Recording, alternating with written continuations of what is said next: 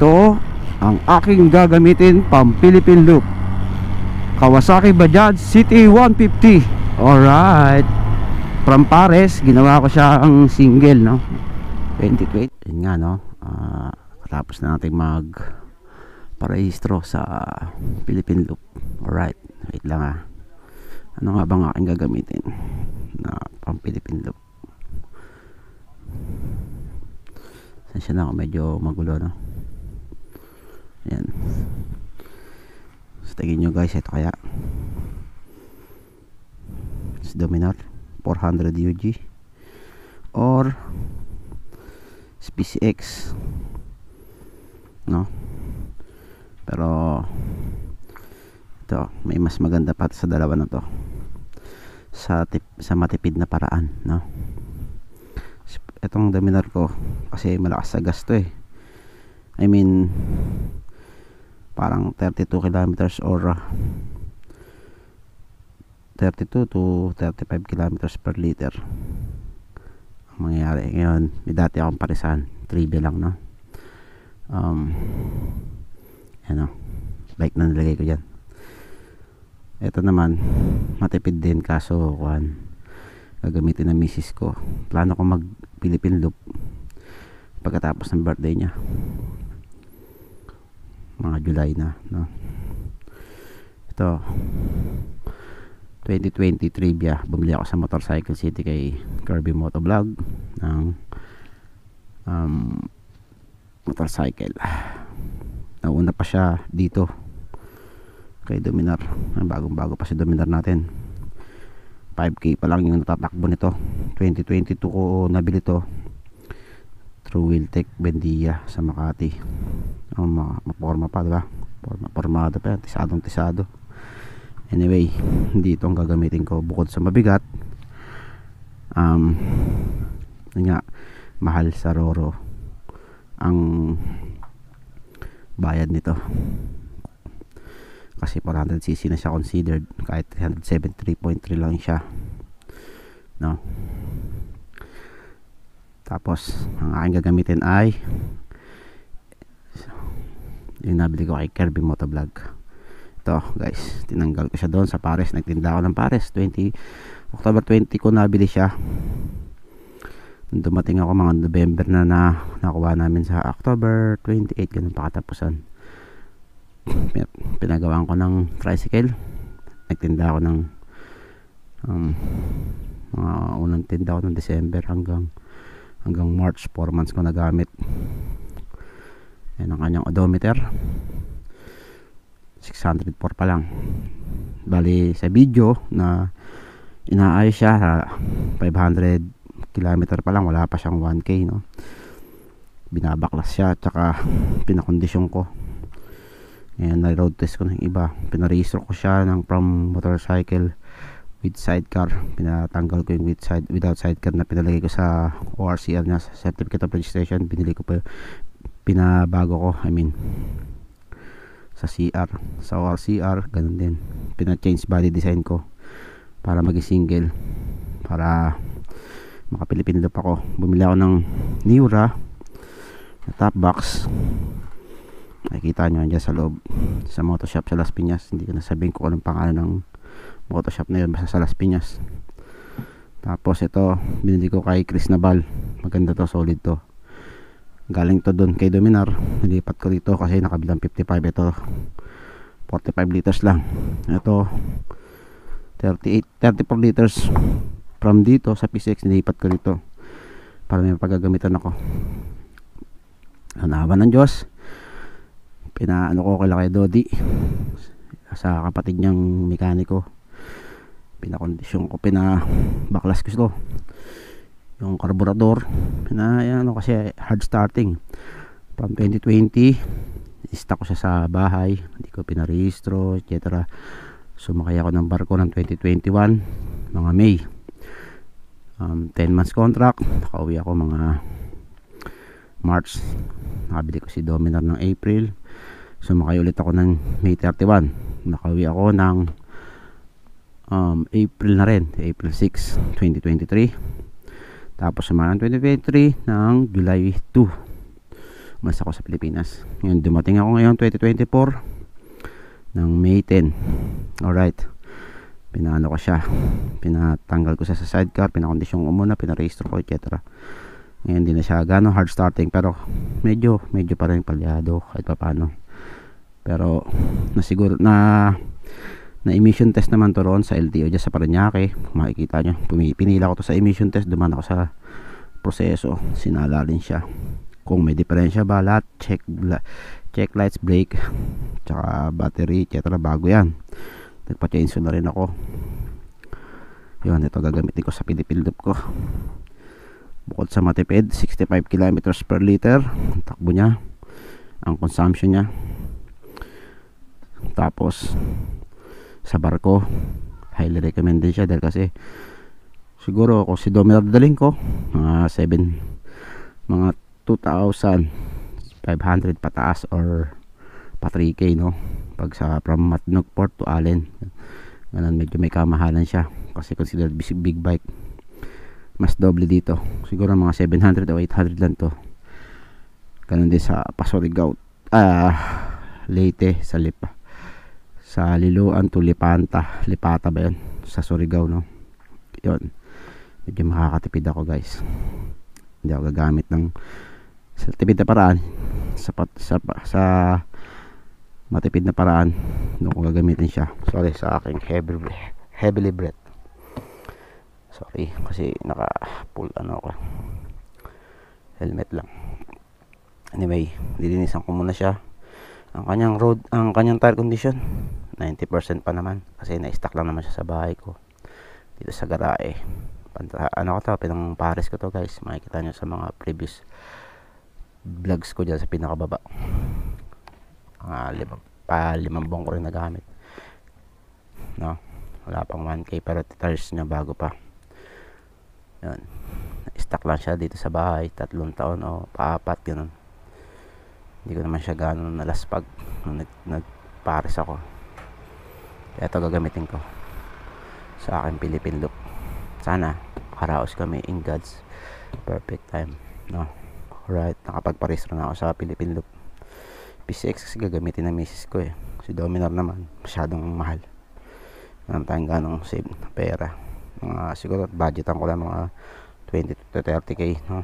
Philippine Loop kasama na yung norte doon, mga pagkain, mga karinderya. Kaya tsaka yun, isa pa, hindi ako tutuloy sa accommodation na sobrang mataas pa sa 500 hanggat maaari. Kung kaya magte-tent ako, ganun. Sorry guys, no? Sana makaraos sa Philippine Loop. Kung nagustuhan mo ang video na to, paki-like, share, and subscribe na po sa aking Facebook and YouTube, Sailor Moto. Alright, babush. Alright, ano, Yamaha.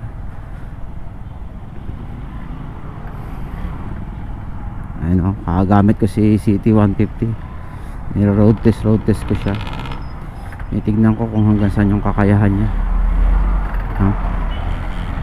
Opya. Sabi ako sa sa gitgitan dun kay Kuya Mason. Sira yung niya sa brake lever.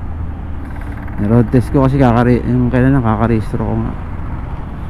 Ayan, 615 pa lang kilometers niya. Pa-4 na taon na siya guys, Nabili ko to 2020 by Motorcycle City kay Kirby Motovlog, no? 616 pa lang. Why? Kasi pinampares ko siya. 5 months ko siya pinampares from December to March, 4 months, 2021, no? Tapos ayun, in-stock ko lang ng mga ilang taon. 3, sumakay ako ng barko. Right, tayo kay Elways.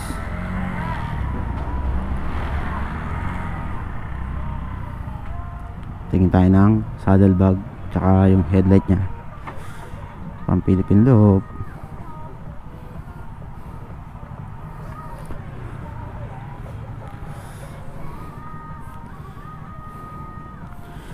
Elways, Las Piñas. Ito, kumain ulit. So yun nga, no, wala Wala yung mga hinahanap ko. Saddlebag, mini driving light, wala, puro wala eh. Bale, baka mapakabitan natin to kay ano. It's time for Hermes Motovlog.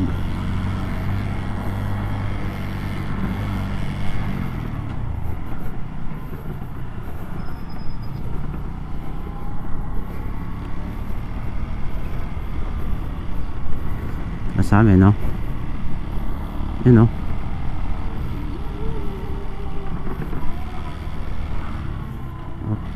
Ayos ba? Bajaj City 150 lang, pang Philippine look. Alright.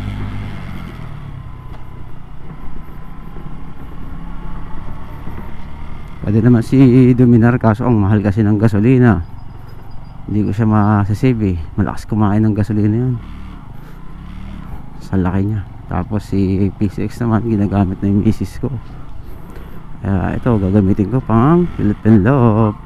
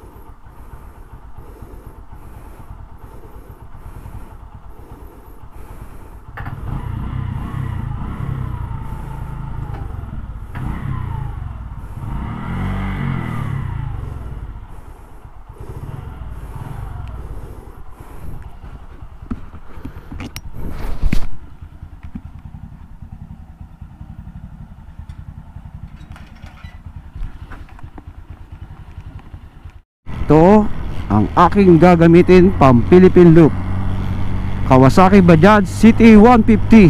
Alright, from Pares. Ginawa ko siya ang single, no? 2020, ulitin ko lang, 2020 ko siya nabili kay Kirby Motovlog through Motorcycle City. Mga October yun, no? Pandemic. Ayun, 4 months ako nag-Pares. May sidecar siya. Ayun, 2021 huminto ako sa pagpapares, sumakay ulit ako ng barko ng 3 sunod, no? 2021 hanggang ngayon 2024, 3 barko sinakyan ko ulit. Si Gothenburg, Gdansk at si Genoa. Ngayon ang saya-saya ko sa kanya. Ang tipid nito 65 kilometers per liter. Saan ka pa? Responsive naman yung kanyang brake sa harap, sa likod, Tapos syempre drive with safety, no? Pinarehistro ko siya, pinatanggal ko yung without sidecar nya, pina-change body design ko ba, kasi kung hindi ko gagawin yun, hindi ako pwede sa Philippine look ko. Alright, pang walwa lang guys, sikang atakbo ng ano, pwede na Philippine look. Papalagyan ko ito kay Boss Hermes Motovlog. Sana malagay niya mini driving light, tsaka lagay ng USB port kung meron siya. Magagawa niya ng paraan ng anak niya. Magaling anak niya guys. Best electrician yun para sa motorcycle, kasi siya nagkabit ng kay Dominar. Nagtanong ako kay El Reyes, wala daw eh. Kasi dun talaga tayo sa dati. Legendary yun, si Boss Hermes. Kasama natin kasama natin siya sa Mindoro, at nagbarko rin siya nung araw, 4 na dekada.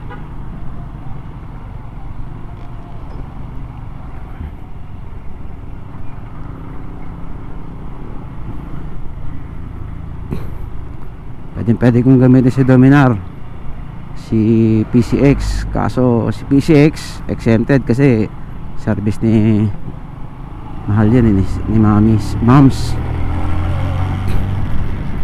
Ang daily transportation niya sa from bahay to school, school to bahay, yung PCX Red. Tsaka sa kanya nakapangalan yung PCX na yan. Hiniling niya kasi lagi kong nabenta ko nga yung Vios dati. Ayaw niya ng ganun. Pati expander pinangalan ko sa kanya para hindi ko mabenta.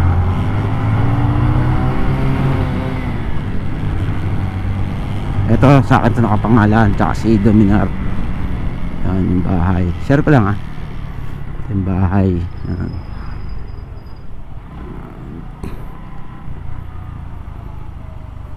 Yung top box nung PCX nilagay ko rito. Tapos si PCX naman nilagay ko yung kay Dominar. Si Dominar binalang ko ng bago 55 liters. Yan ang purpose ni Dominar, para pag mag-long ride kami ni Moms, sasakay siya sa akin OBR, tipid mode, no? Hindi kami magtagtag-iisang motor. Example lang, Bicol, mga ganun, Baguio. At least makaka-expressway kami.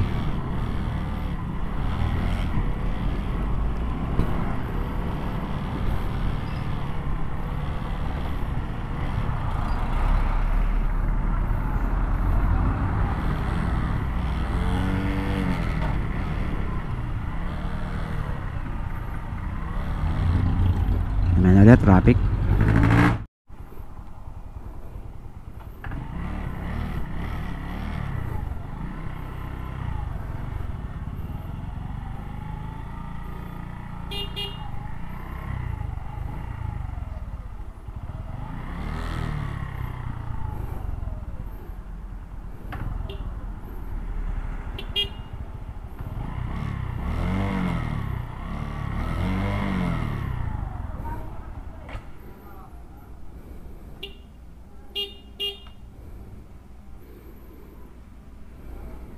Wala siya. Himala, wala si Boss Hermes.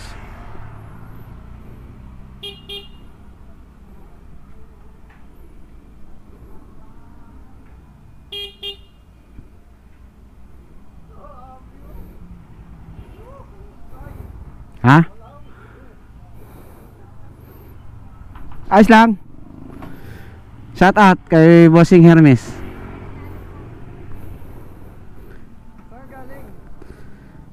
Diyan lang sa tabi. Ha? Ano? Oo. Hindi pa Dominar. Ayos lang ha. Loaded.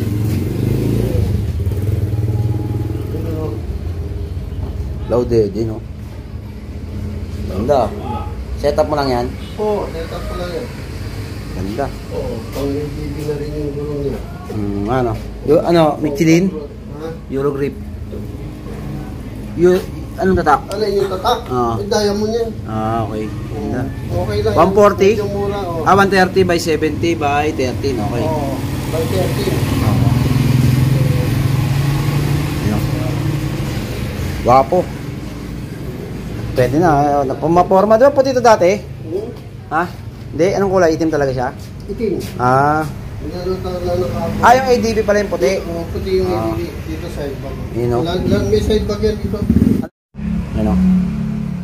Sports. Okay. Kaya ano ko pinagawa yung ganito ko? Kay Rami Rambo. Kay Rami Rambo. Oo. Matibay na. Tapos din binalang ko ng 55 liters. Yung 55 liters na yun, nakala ko, nihura. Pero legit daw na nihura eh. Yun o. Ang tagal na walang takbo ah. Ilang buwan na siya? Ay, ilan na yung odometer niya? 400 plus. 4,000? 4,000 sa akin, 5K.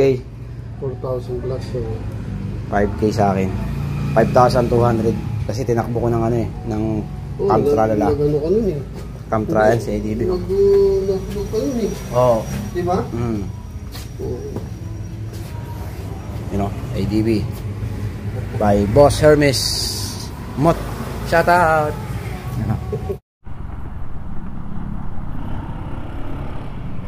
Alright, tapos na kay Boss Hermes Motovlog, no?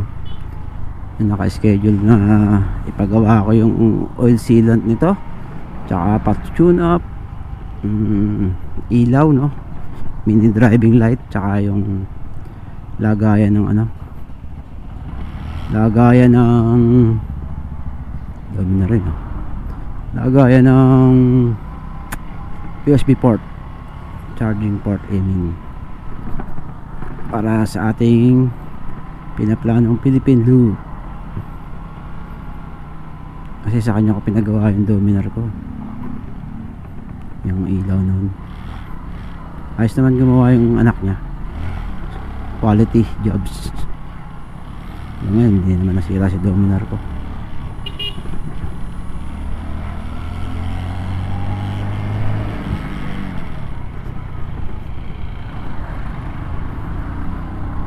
For the first time in history, no, pag ito nakatapos ng Philippine Loop, kauna-una ang Kawasaki Bajaj nakapag Philippine Loop.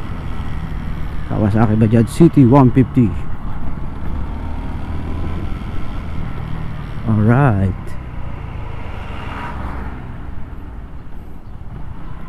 tipid to, 200 full tank na. Diba? Saan ka pa? 200 pesos full tank na to, 65 kilometers per liter. Alright, man ulit guys. Papatakbo ko siya ng 60 kilometers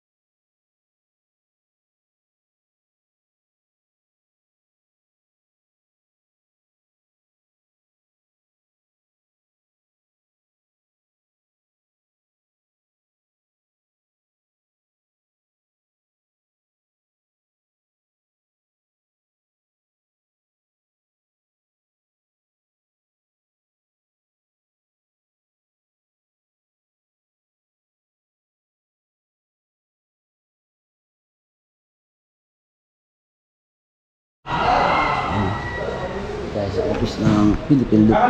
Yan. Yung pag-uwa ko dito. Yung yung ba? Yan. Para meron tayong... Picture na kayo doon. Bakit ko? Okay na po. Vlog lang yan, sir. Camera lang. Yan. Ipasa na yung ano. Ano pangalan mo po, sir? Rich. Rich. O, nga pala. Tapos na po siya sa Philippine Loop. Yan. Ano na siya. Kailan pa nag-start, sir? January. Wow. Nandito na May. Ngayon, pinasa niya na yung requirements. Ilang days, sir? From Visayas to pabalik ng Batangas or ano? Inaabot kami ng 17 days. 17 days lang ang kaya. MNG na namin. Pero hindi pa kasi. May side trip eh, sir. Oo, marami. Punta kami ng Bohol sa kanin Cebu. Yun, no? Sige, try natin. Tapos, misis ko. Hindi sila na. Hindi, nag-ano siya, turo. Work. Tapos, yun, 3K yung, magkano yung ano, sir? Uniform? Bali, 4,000. 4,000 lahat. Best, tsaka yung ano. Okay, thank you. Salamat sa Diyos. Ano na. Paraos na. May best na, ano. May passport, sticker.